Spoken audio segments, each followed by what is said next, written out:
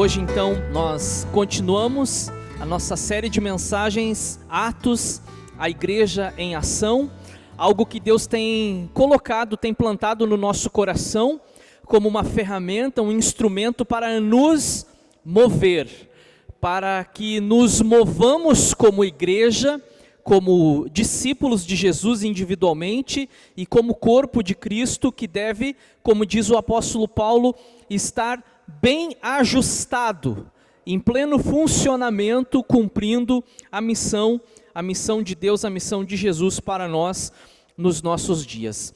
Entraremos hoje no capítulo de número 8, já é essa a 22ª mensagem, vocês já devem ter percebido na imagem que eu lhes apresento ali. As mensagens que nós estamos, que eu estou pregando aqui no domingo, elas estão indo para o canal do YouTube.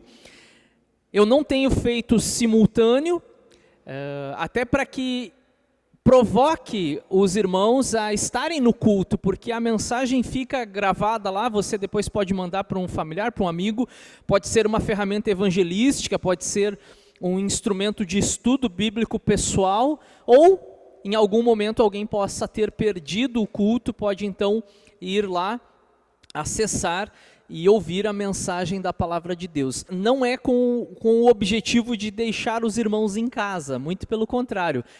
Mas hoje então, nós vamos entrar no capítulo de número 8 de Atos dos Apóstolos. A última mensagem eu passei para vocês um belo trecho do capítulo de número 6 e todo o capítulo 7 resumido em 40, 50 minutos de mensagem, porque o tempo não nos permite explorar mais. E eu falei então sobre a pregação de Estevão. Vocês vão lembrar que o Estevão, um dos diáconos da igreja, também era um homem usado e ousado na presença de Deus e que não tinha vergonha de testemunhar a respeito de Jesus. E ele pregava com ousadia, e alguns membros de algumas sinagogas que são mencionadas no texto tentaram entrar num debate teológico contra Estevão, mas a grande questão não está relacionada com argumentos filosóficos ou teológicos, tem a ver com o poder do Espírito Santo que agia na vida de Estevão, e o texto das Sagradas Escrituras nos diz que eles não podiam resistir à sabedoria de Estevão e o Espírito que estava nele.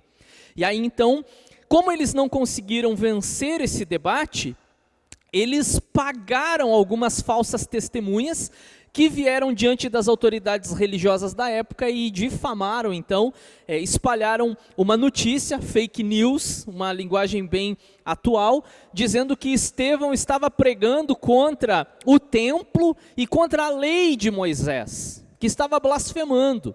E aí o Estevão é chamado, então, no Sinédrio, naquele tribunal dos judeus, como eu já falei repetidas vezes para vocês, aqueles mesmos que haviam interrogado Jesus, que haviam interrogado Pedro, que haviam interrogado João, agora interrogam Estevão.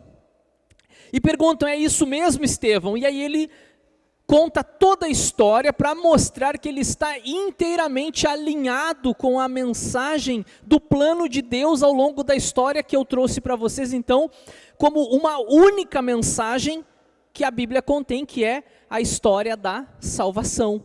Começando então a partir da chamada de Abraão, Deus separa um homem para, a partir desse homem e sua esposa, começar uma nação, a partir dessa nação, executar os seus planos na história da humanidade e apresentar, entregar, ofertar ao mundo o Salvador.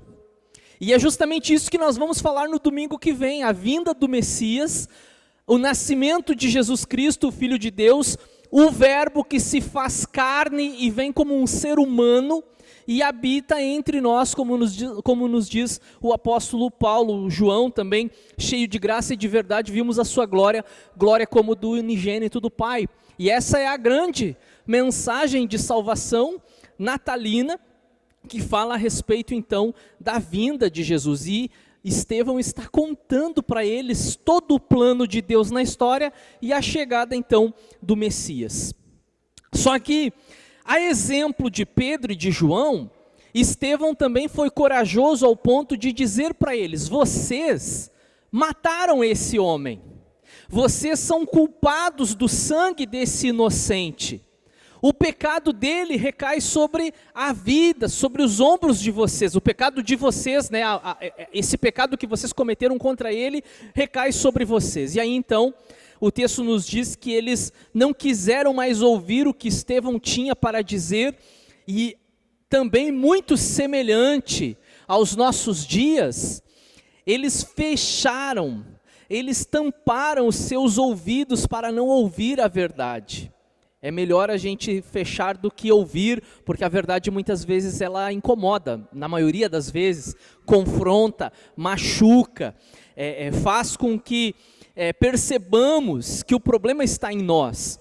E aí a palavra também nos diz que eles pegaram este jovem, este irmão, diácono da igreja, o arrastaram para fora da cidade e ali o apedrejaram, e esse é considerado o primeiro mártir da igreja cristã. E aí então, agora desencadeia uma perseguição contra a igreja. E nós vamos ler o texto que nos diz o seguinte: eu não sei por que esse primeiro pedaço ali, e Saulo estava ali consentindo com a morte de Estevão, na morte de Estevão, eu não sei por que ele faz parte do capítulo 8, verso 1. Eu acho, na minha opinião, que isso foi uma falha dos editores quando eles fizeram a separação da Bíblia entre capítulos e versículos. Para mim isso deveria ser o final do versículo 60 do capítulo 7. Mas enfim, está aqui, eu já falei sobre isso na semana passada, vou ler mais uma vez. E Saulo estava ali consentindo na morte de Estevão. Naquela ocasião, desencadeou-se grande perseguição contra a igreja em Jerusalém.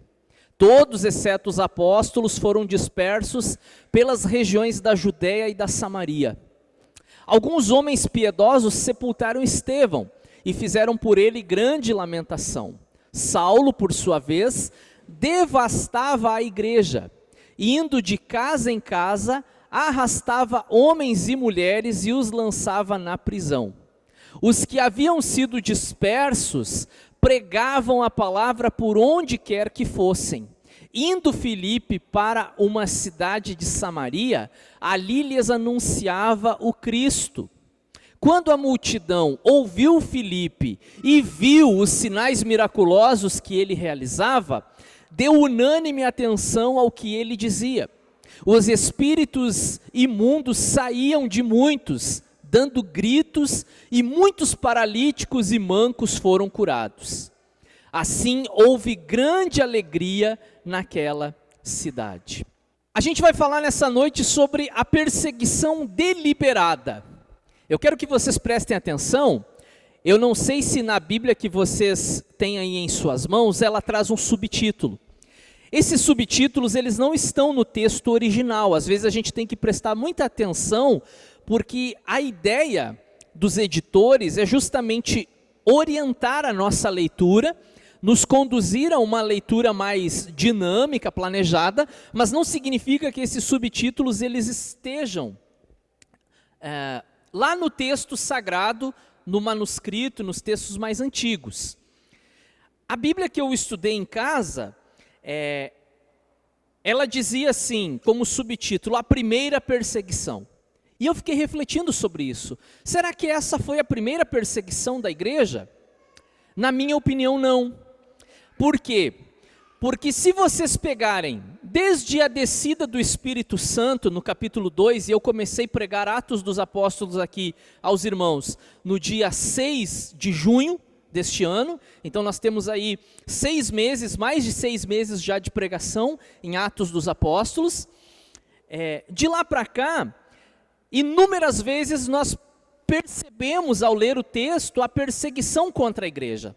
Quando o Espírito Santo desce sobre a vida daqueles homens, e eles estão então glorificando a Deus, algumas pessoas diziam na ocasião que se tratava de resultado do álcool no seu organismo, né? Quando Pedro cura um paralítico, vocês vão perceber que há uma repercussão grandiosa, porque os religiosos eles querem saber com que autoridade que Pedro curou aquele paralítico. Quando Pedro prega no templo, eles vão lá de novo, prendem Pedro. Eles queriam matar Pedro e João, e vocês vão lembrar na ocasião que um personagem membro desse conselho, desse sinédrio, chamado Gamaliel, então orientou eles que não fizessem isso porque eles poderiam estar lutando contra Deus. Eles liberaram os apóstolos, mas não sem antes agredi-los. Então a perseguição, ela vem acompanhando a história da igreja desde o capítulo de número 2. Desde o capítulo de número 2 que a perseguição ela já existe. Então essa aqui não pode ser chamada de a primeira perseguição. Só que até aqui essa perseguição ela é uma perseguição velada. É uma perseguição por baixo dos panos. É uma perseguição debaixo dos lençóis. Olha, eles perseguem a igreja, mas eles têm medo das multidões. Vocês vão vendo, na medida que vocês vão lendo, que quando eles chegam para prender Pedro e João no templo, eles não fazem com o uso de força, com muita educação. Eles convidam Pedro e João, vocês podem nos acompanhar até o sinédrio. E por que eles não chegam já os guardas segurando o braço deles e arrastando eles, como de fato as autoridades poderiam fazer? Porque eles tinham medo das multidões, porque as multidões estavam ali ouvindo a pregação, estavam abrindo seus corações e dando crédito para a palavra, mas eles não podiam deixar que aquela seita continuasse pregando assim tão à vontade. Então eles chamavam e ameaçavam eles: olha, se vocês falarem nesse nome de novo, vocês vão apanhar. E Pedro disse e repetiu para nós: o mais importante é obedecer a Deus do que a homens. Nós não vamos parar de falar das coisas que nós vimos e ouvimos. Essa perseguição, ela teve uma primeira fase, uma perseguição velada. Ela existiu. Agora, desse momento em diante, vocês podem perceber que eles fazem algo que até então eles não tinham feito nem mesmo contra Jesus. Vocês perceberam isso? Os judeus, eles diretamente falando, eles não mataram Jesus. Diretamente falando, óbvio que eles foram culpados, e eu já expliquei para vocês que eles tentam limpar o nome deles dizendo: nós não matamos ele. Quem matou foram os romanos. Mas óbvio que os romanos mataram porque eles levaram Jesus aos romanos e pediram: por favor, mata ele e nos solte Barrabás. Quando Pilatos tenta julgar, interrogar Jesus, ele diz: eu não vejo nada, eu lavo as minhas mãos, mas porque vocês estão exigindo, então eu vou acabar matando ele. E Jesus é crucificado pelos romanos, porque os judeus eles não estão usando a autoridade para uma pena capital. Eles não estão usando a autoridade deles para tirar a vida de alguém. Mas quando chega no momento da pregação de Estevão, as coisas mudam, porque agora, deliberadamente, eles passam a mão em pedras e eles agora não são os romanos. Vejam que eles não levam esse caso para Pilatos, vejam que eles não chamam o Herodes, eles mesmos executam aquele homem. Muito provavelmente sem uma condenação legítima, porque Estevão se defendeu, mas não foi levado em consideração a sua defesa. Então nós vamos falar sobre a perseguição deliberada e a expansão da igreja. Uma rápida introdução. Após a morte de Estevão, a igreja experimenta uma acirrada perseguição. No entanto, contrariando os fatos, ela avança e propaga a mensagem de salvação. Agora é a vez de destacarmos os feitos de um outro diácono. Se na semana passada nós falávamos do diácono Estevão, agora é a hora de nós falarmos do diácono Filipe, que é o personagem que aparece aqui. Nós vamos falar sobre efeito centrípeto versus efeito centrífugo. Já ouviram falar sobre isso não dentro de física, mas dentro de missões? Vamos falar sobre isso. Vamos falar sobre a expansão da igreja e vamos falar sobre fidelidade na crise. Avancemos. A pregação, e eu vou começar essa pregação pelo final do texto. Eu estou fugindo da ordem lógica do texto e já estou chegando lá no versículo de número 8. Se você tem na sua Bíblia aí, confira, Atos 8:8. E houve grande alegria naquela cidade. O texto não nos diz o nome da cidade e para nós pouco importa, mas é uma cidade da província da Samaria. A conhecidíssima Samaria, que é mencionada no Antigo Testamento, a Samaria que primeiro tinha sido a capital do Reino do Norte e que depois, com o exílio, antes do exílio babilônico, o exílio assírio, ela foi repovoada por pessoas de diferentes nações e etnias que foram trazidas para aquele lugar para que a terra não ficasse devastada e que não fosse tomada por feras. E para que então os campos, as lavouras pudessem continuar produzindo. Então eles trazem pessoas de todas as etnias ao alcance deles, obviamente, e repovoam aquela região conhecida como Samaria. Depois, quando o reino do sul, que era chamado de Judá, volta do cativeiro babilônico, e aí vocês vão lembrar, se vocês têm as suas Bíblias e vocês costumam ler, vocês vão lembrar das histórias de Esdras, de Neemias, na reconstrução do templo, na reconstrução de toda a cidade, Jerusalém, na reconstrução dos muros, especialmente nos dias de Neemias, porque eles estavam vulneráveis contra os inimigos que os cercavam, e aí o Neemias vem num projeto de reedificação dos muros para a proteção da cidade. E aí vocês vão ler no texto em Neemias, que algumas pessoas tentaram participar daquele projeto de reconstrução. E essas pessoas faziam parte então dessas etnias que repovoaram a Samaria, os chamados samaritanos. E eles quiseram ajudar, coisa boa. Voluntariamente eles quiseram ajudar, mas o Neemias disse não. Aqui samaritano não vai colocar a mão.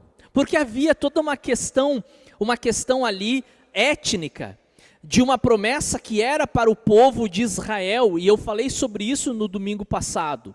Eu falei sobre os pilares da fé judaica, a etnia, a lei e o templo. Naquele momento, os samaritanos eles são rejeitados. Neemias não permite que pessoas que não têm documento, certidão de nascimento comprovando a sua nacionalidade, participe do projeto. Se alguém perdesse os documentos e chegasse ali, não, eu sou judeu, eu sou filho de judeus, mas você tem como provar que é? Não tenho, porque eu perdi os documentos, então não vai ser aceito aqui. E essas pessoas então eram marginalizadas, eram colocadas à margem, os samaritanos. Mais de 400 anos depois, nos dias de Jesus, havia, nitidamente, quando você lê os evangelhos, havia uma rixa entre judeus e samaritanos. Os samaritanos tinham ódio dos judeus devido ao orgulho que o judeu tinha. Os judeus não consideravam os samaritanos nem como gente, essa que é a grande verdade. Dizem alguns livros que eles faziam até orações de manhã cedo, dizendo, Senhor, obrigado porque eu não nasci samaritano. O nível do preconceito e da inimizade que existia entre eles. Aí Jesus chega lá num poço, encontra aquela mulher, você lembra dessa história no capítulo 4 de João.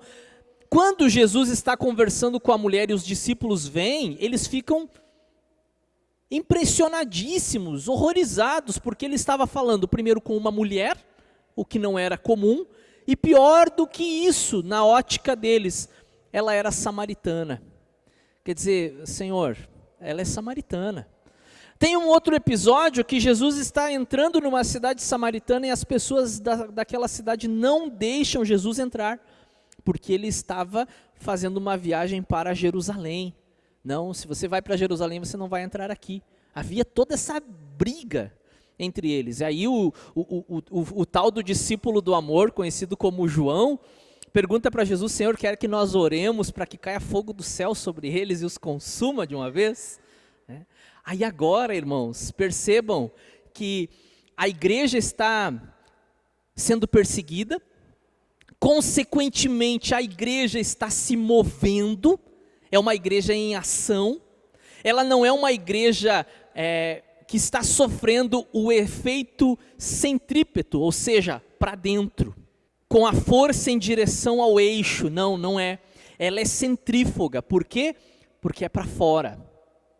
A igreja em Jerusalém, ela estava muito bem, mas o problema é que ela estava concentrada, centralizada, ela não estava levando em consideração aquilo que Jesus havia dito, e que eu já preguei para vocês no capítulo de número 1 e versículo de número 8. Vocês vão ser minhas testemunhas onde? Jerusalém, em toda a Judéia, Samaria e até os confins da terra. Quantos anos já haviam passado aqui, irmãos? A gente não sabe, mas não foi tudo em uma semana, em um mês. Alguns anos já se passaram aqui. 5 talvez, eu vou arriscar aqui uma média de 5 anos. E a igreja, 5 anos depois, mais ou menos a idade que nós temos aqui, a igreja 5 anos depois está olhando só para si, está preocupada só para dentro. E veja que quando a igreja olha só para si, está voltada para dentro, preocupada só com os seus problemas, ela acaba criando problema. Lembram? Começou a ter discussão porque a cesta básica de um tinha alimentos que a cesta básica do outro não tinha. Que uns estavam sendo privilegiados em relação aos outros. Aí a igreja começa a dar problema. Quando nós estamos concentrados em nós mesmos, a gente acaba achando problema entre nós. E isso precisa ser corrigido. E quando nós não queremos correção, quando nós não nos corrigimos, quando nós não aceitamos essa correção, você percebe que Deus faz isso. Deus permite uma perseguição contra a igreja, e agora a igreja que está voltada para si, para dentro, ela olha para fora. Ela amplia o seu horizonte. Lembram que eu agora citei o texto de João 4, de Jesus conversando com a samaritana?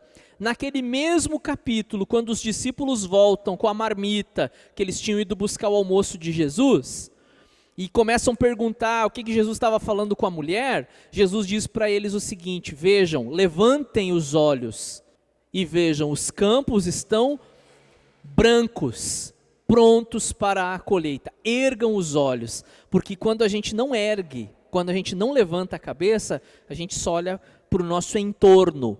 Por isso a necessidade de expandir, olhar além das fronteiras. E agora eles vão e eles seguem. E aqueles samaritanos, irmãos, é aqui que eu queria chegar com vocês. Eu não sei o nível de emoção e de empolgação que vocês terão ao concluir o mesmo que eu concluí ao ler esse texto.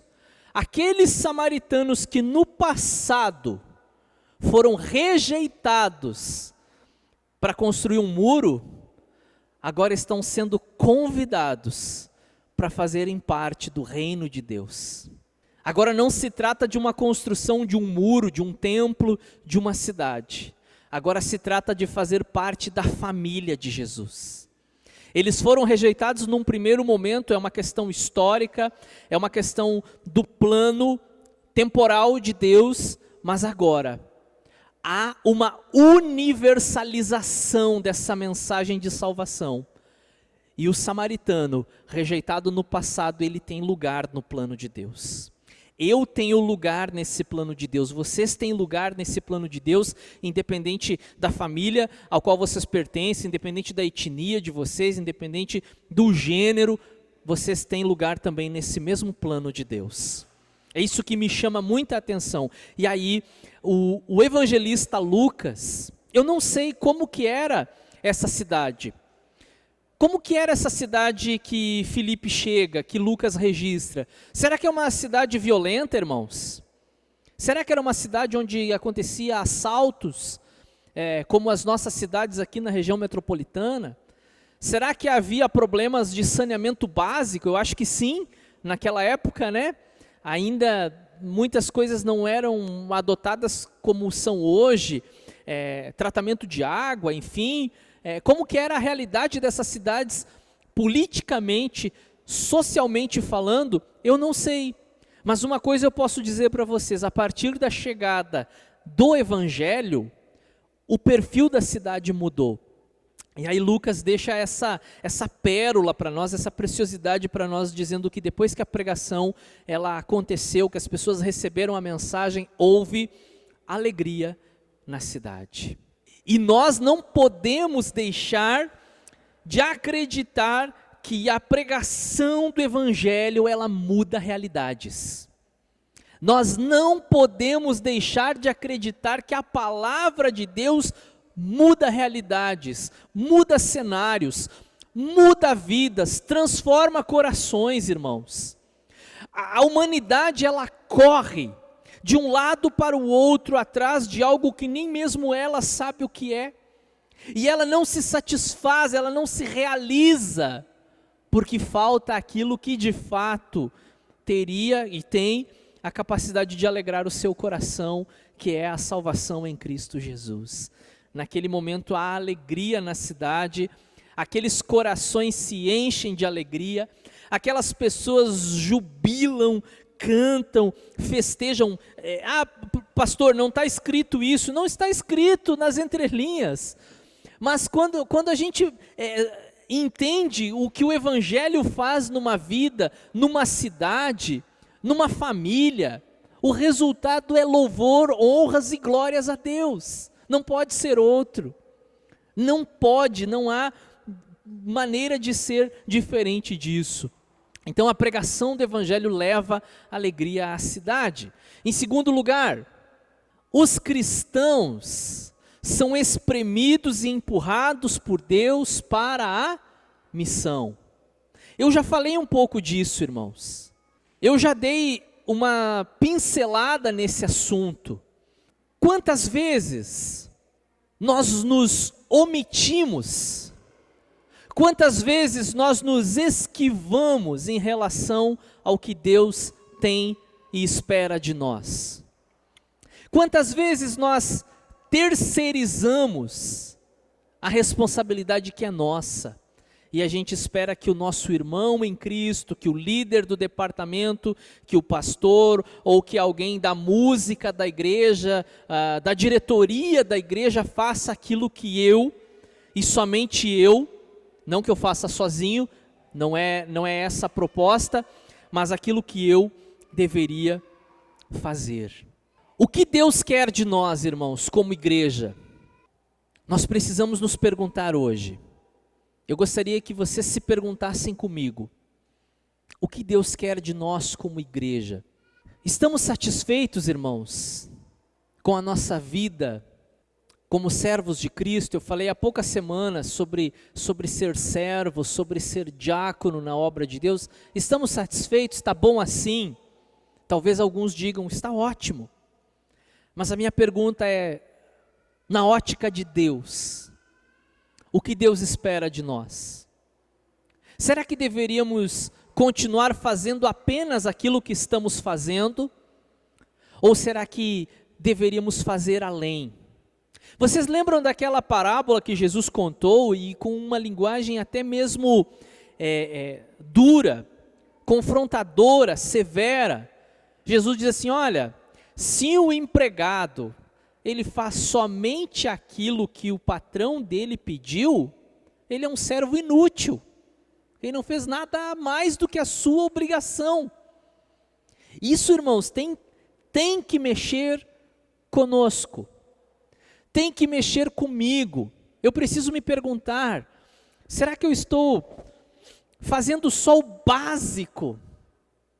Será que eu estou fazendo só o que é necessário e nada a mais?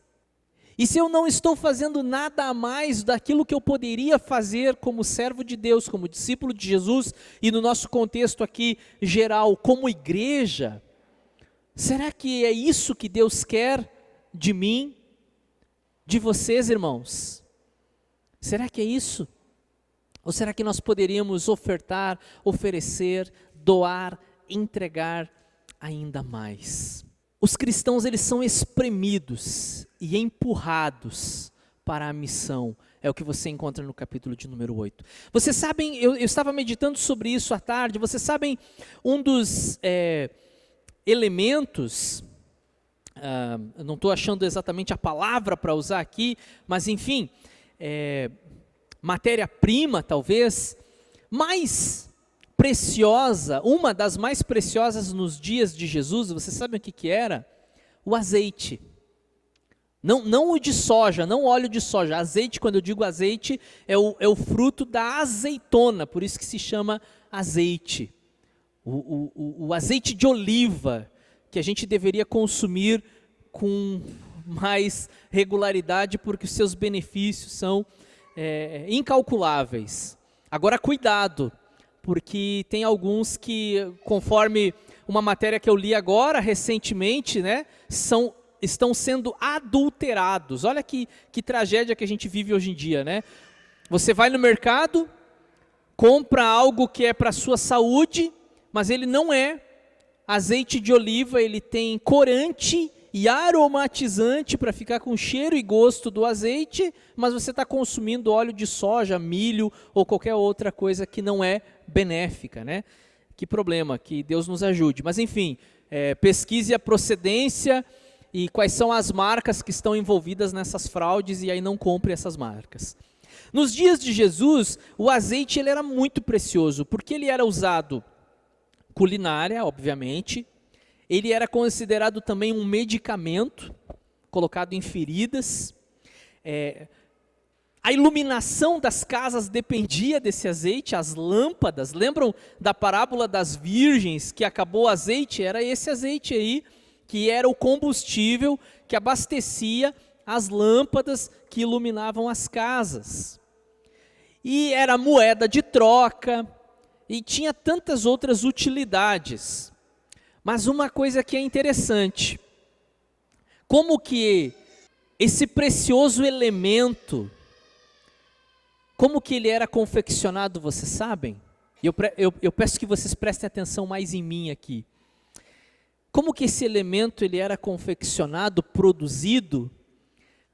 As bonitinhas azeitonas que eram colhidas nos olivais, eram colocadas em uma pedra, e uma outra pedra maior era rolada por cima delas. Ela era esmagada, espremida. E uma vez espremida, ela ia derramar o seu óleo. Esse processo era feito mais do que uma vez. Na primeira vez, o óleo era puríssimo. E esse óleo puríssimo, da primeira prensa, ele era usado especialmente no templo, na casa do Senhor. O segundo óleo, ele era o óleo que era comercializado, que era usado na culinária, que era usado nas feridas, para fins medicinais. E a terceira vez que passava aquela pedra, aquela mó, aquela prensa, e que ele já não era mais tão puro assim, aí era usado para combustão, para iluminação. Mas eu fiquei pensando sobre isso. Para produzir algo bom, precioso, útil, é necessário um processo de prensar, espremer, esmagar. E o que Deus falou comigo através disso, irmãos, é que muitas vezes nós estamos confortáveis na nossa vida. A nossa vida está normal, a nossa vida está tudo ok, está tudo ótimo. E não significa que Deus não nos ama, mas Ele usa mecanismos, Ele usa situações, muitas vezes dentro da nossa casa, muitas vezes no nosso trabalho, talvez no nosso ambiente de estudo, na faculdade, na igreja, situações às vezes delicadas na própria igreja, no convívio entre os irmãos, em que nós nos sentimos espremidos, esmagados, muitas vezes humilhados, irmãos. Quem aqui gosta de ser humilhado? É uma delícia, maravilhoso ser humilhado. Claro que não. Mas quantas vezes eu percebi que o ser humilhado vinha de Deus na minha vida, porque se eu não tivesse sido quebrado naquele momento, eu estaria me orgulhando de mim mesmo. Muitas vezes uma limitação física, um problema que você está enfrentando, uma depressão, uma ansiedade, é uma ferramenta de Deus mostrar que nós não temos o controle de todas as coisas. E Ele está nos apertando, nos moendo, nos espremendo, para podermos ser ainda mais úteis nas suas mãos. Muitas vezes a igreja passou na história desses 2000 anos de cristianismo por momentos onde ela foi apertada, espremida, mas o resultado lá na frente foi glórias e louvores a Deus. E aí eu quero chegar no final para falar para vocês um pouquinho sobre esse personagem Filipe. Nós vamos falar sobre ele em outras ocasiões aqui, mas Filipe e os demais, porque não foi só Filipe, né? Somente os apóstolos ficaram em Jerusalém. Aquela igreja que tinha talvez 5.000 membros, foi empurrada para fora da cidade. Em todas as cidades da Judéia, que é o sul do país, e também dos seus vizinhos não amistosos samaritanos, mas a alegria chegou em Samaria. E Filipe e os demais encontram alternativas em meio às dificuldades. Vocês percebem que Filipe e os demais discípulos envolvidos, que não são citados aqui, eles tinham mais motivos do que nós para desistir da missão? Eles tinham mais motivos do que nós para retroceder na fé? Eles tinham mais motivos do que nós para reclamar da vida? Eles tinham mais motivos do que nós para murmurar, para se entristecer, para lamentar? Mas vocês perceberam no texto o que eles fizeram? Eu vou ler para vocês. Diz assim: naquela ocasião, desencadeou-se grande perseguição contra a igreja em Jerusalém. Todos, exceto os apóstolos, foram dispersos pelas regiões da Judéia e de Samaria. Alguns homens piedosos sepultaram Estevão e fizeram por ele grande lamentação. Saulo, por sua vez, devastava a igreja. Eu não estou dizendo que Saulo criticava a igreja, irmãos. Eu não estou dizendo que Saulo ia para as redes sociais e falava mal dos crentes. Eu não estou dizendo que Saulo era convidado para ir num programa de televisão e falar mal dos evangélicos. Eu não estou dizendo isso. Ele devastava as igrejas. Ele conta depois que ele entrava nas casas, arrastava as pessoas, mulheres, arrastadas pelos cabelos para fora de casa. E se não negassem Jesus, pagavam com a própria vida. Eles estavam devastando a igreja. Saulo devastava a igreja, indo de casa em casa, arrastava homens e mulheres e os lançava na prisão. Aí o versículo 4. O versículo 4 que vai contrariar, talvez, as expectativas do Saulo e das lideranças judaicas. O versículo 4 que diz: os que haviam sido dispersos pregavam a palavra por onde quer que fossem. Ou seja, eles aproveitaram uma situação difícil, onde eles tiveram que sair de casa às pressas, não sei se tiveram tempo de fazer as malas, mas tiveram que sair correndo de casa, aqueles que tinham família, carregar as crianças e se mandar.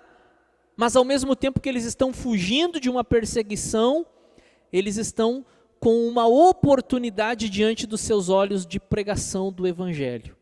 Ao invés de se calar, ao invés de desistir, ao invés de reclamar, ao invés de murmurar, ou fazer qualquer outra coisa que muito provavelmente nós aqui faríamos, eles aproveitam a oportunidade e mais uma vez eles pregam o evangelho de Jesus Cristo e a palavra vai se espalhando pelo mundo conhecido da época. Filipe e os demais encontram alternativas em meio às dificuldades.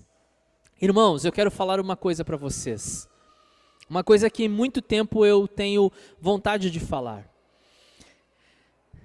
Pensando nessa ideia do fruto, da oliveira que é espremido, eu tenho plena convicção. Isso aqui não é mensagem motivacional, isso aqui não é coach ou qualquer coisa desse tipo, mas é uma realidade. Eu tenho plena convicção que qualquer um de nós aqui tem mais a oferecer. Todos nós aqui temos mais a oferecer, inclusive eu. Todos nós temos. Vocês já perceberam, irmãos, que o cérebro humano é de uma riqueza, é de uma grandeza, o intelecto, a capacidade de absorção de conteúdos. Você é muito mais inteligente do que você imagina. Só que talvez você não esteja usando essa dádiva que é a faculdade mental. Se você estudasse mais, se você se dedicasse aos estudos, deixasse de lado, quem sabe, as redes sociais, os jogos, as festas seguidas, né? Só distração, lazer, se você se lançasse, especialmente quem está em fase aqui de formação, se lançasse nos livros, usasse a internet que você paga, porque se você usar ela ou não, o preço vai ser o mesmo no final do mês, né? Então, já que você paga a internet, assista videoaulas, participe de cursos, enfim, nós podemos aprender mais. Não é assim? E aí a gente às vezes diz assim, eu quero passar no concurso, eu quero passar no vestibular, eu quero fazer mais uma faculdade ou uma pós-graduação, mas aí a gente descobre que para isso tem que estudar, né? Não é só chegar lá e o anjo dar as respostas e você marcar, não é assim que funciona. Muitas vezes as pessoas vieram para mim, pastor, eu tenho uma prova amanhã, eu tenho um concurso amanhã, ora por mim. E eu pergunto, o irmão estudou? A irmã estudou porque assim, não me mete em confusão. Você não estuda e quer que eu venha aqui orar e que Deus vá lá fazer um milagre. Estuda e eu vou estar junto orando por você. Então nós temos uma capacidade de aprender muito mais. Outra coisa que eu quero dizer para vocês, que talvez alguns aqui não acreditem mais nisso. Mas dentro de cada um de nós aqui, até de você, Rodrigo, tem um atleta. Tem um atleta.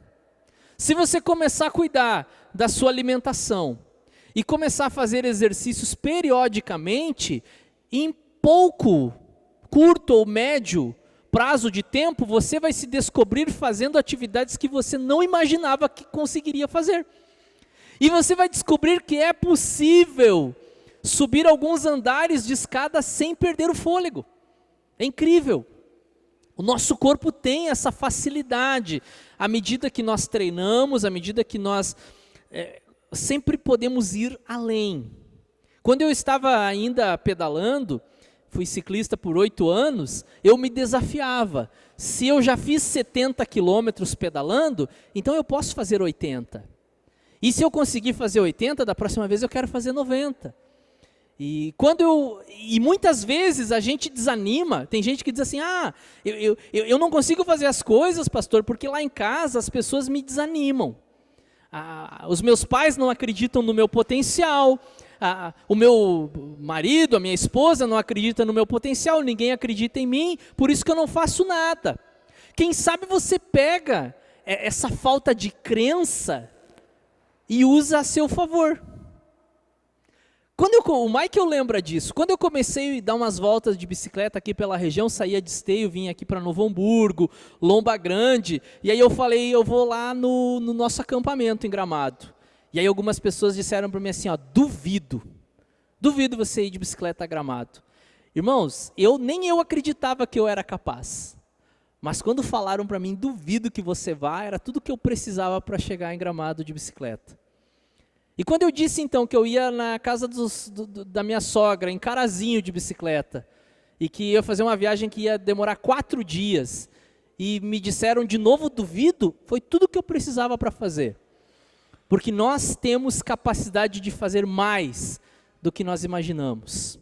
E quando eu olho para vocês, irmãos, agora deixando de lado a capacidade intelectual fantástica e maravilhosa que Deus deu para vocês, e desse atleta que está aí, você só não descobriu ainda, mas ele habita aí, além disso, eu tenho certeza que os irmãos têm capacidade de serem muito mais úteis nas mãos de Deus do que os irmãos imaginam.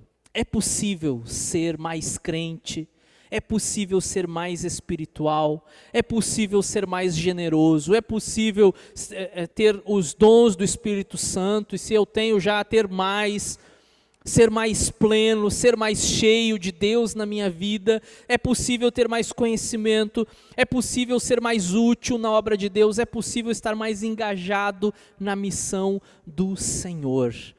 É só nos espremer que nós vamos descobrir isso.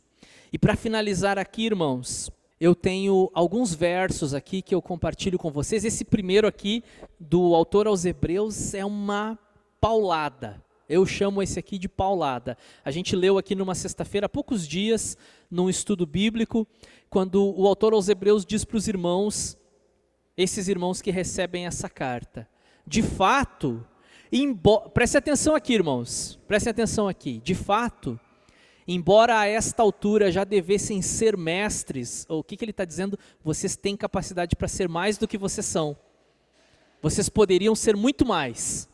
De fato, embora a esta altura já devessem ser mestres, vocês precisam de alguém que lhes ensine novamente os princípios elementares da palavra de Deus. Estão precisando de leite e não de alimento sólido. Vocês perceberam isso?